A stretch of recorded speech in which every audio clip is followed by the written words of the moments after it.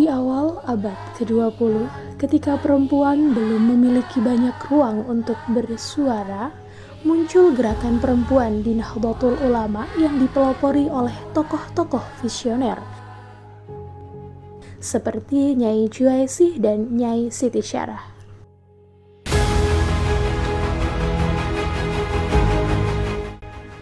Keduanya berjuang untuk hak perempuan dalam pendidikan dan peran publik, dan menggagas tentang pentingnya pergaulan perempuan di dalam organisasi untuk mendukung tugas penting para perempuan, karena mereka memegang peran penting dalam mencerdaskan bangsa. Pada mulanya bernama NOM, Nahdlatul Ulama Muslimat, lalu diresmikan pada tahun 1946 dengan nama Muslimat NU. Latar belakang berdirinya Muslimat NU dipengaruhi oleh kondisi sosial, pendidikan, ekonomi, dan politik yang kurang menguntungkan bagi perempuan, mendorong munculnya gerakan perempuan di Nahdlatul Ulama. Tokoh-tokoh progresif seperti Nyai Juaisy dan Nyai Siti Syarah memperjuangkan hak perempuan untuk pendidikan dan peran publik, agar tidak hanya disibukkan dengan peran-peran domestik. Muslimat NU menjadi wadah bagi perempuan NU untuk mengembangkan diri dan berkontribusi bagi masyarakat. Muslimat NU kemudian menjadi motivasi bagi lahirnya Fatayat NU pada tahun 1950 sebagai wadah bagi perempuan muda Nahdlatul Ulama. Fatayat NU hadir untuk menjawab kebutuhan perempuan muda Nahdlatul Ulama dalam berorganisasi dan mengembangkan potensi diri. Keduanya, Muslimat dan Fatayat, menjalin hubungan erat seperti saudara kandung.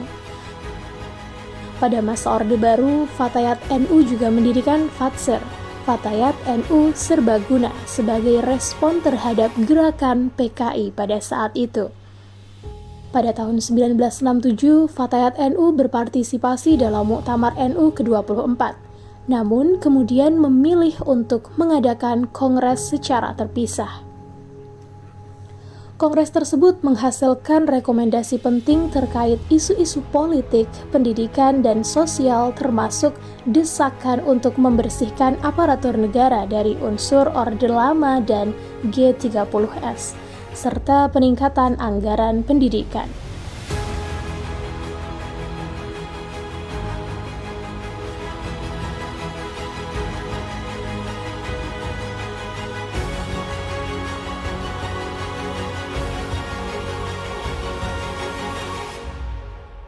Gerakan perempuan NU terus berkembang dengan hadirnya IPPNU pada tahun 1953 sebagai wadah bagi pelajar putri Nahdlatul Ulama. IPPNU fokus pada pembinaan dan pengkaderan remaja putri NU di bidang pendidikan. Kemudian pada tahun 1967 lahir Kopri sebagai badan semi otonom PMII yang bergerak di kalangan mahasiswa putri.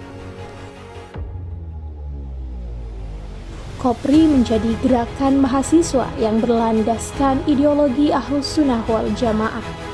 Kopri merupakan kawah candra di muka untuk melahirkan pemimpin bangsa di masa yang datang. Pada tahun 2022, untuk pertama kalinya dalam sejarah 96 tahun Nahdlatul Ulama, perempuan secara resmi masuk dalam struktur kepengurusan harian NU. Ketua Umum PBNU Kiai Haji Yahya Khalil Stakuf menyampaikan bahwa keputusan ini merupakan tonggak sejarah bagi NU. Ada 11 tokoh perempuan yang masuk dalam jajaran pengurus PBNU. Khofifah Indar Parawansa dan Alisa Wahid. Keduanya menjabat sebagai ketua dalam pengurus harian Tanfidiyah PBNU. Di jajaran Mustasyar atau Dewan Penasihat terdapat nama-nama seperti Nafisah Sahal Mahfudz, Sinta Nuriyah Abdurrahman Wahid, dan Mahfudzoh Ali Ubaid. Sementara di jajaran A'wan atau Dewan Pakar ada Nafisah Ali Maksum, Badriah Fayumi, Ida Fatimah Zainal, Faizah Ali Sibro Malisi, dan Masriah Amfa. Airah Mayanti juga turut berkontribusi sebagai Wakil Sekretaris Jenderal di Tanfidiah PBNU. Ini adalah bukti bahwa Nahdlatul Ulama semakin mengakui peran penting perempuan dalam organisasi dan masyarakat. Muslimat NU, Fatayat NU, IPP NU, dan Kopri adalah bukti nyata bahwa gerakan perempuan memiliki peran penting dalam menjaga nilai-nilai bangsa dalam visi memberdayakan dan memperjuangkan hak perempuan.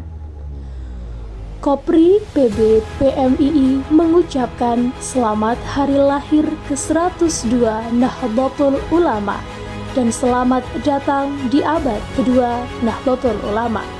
Semoga gerakan perempuan NU semakin memperkuat nilai-nilai kebangsaan dan mencerdaskan generasi bangsa menuju Indonesia Emas 2045.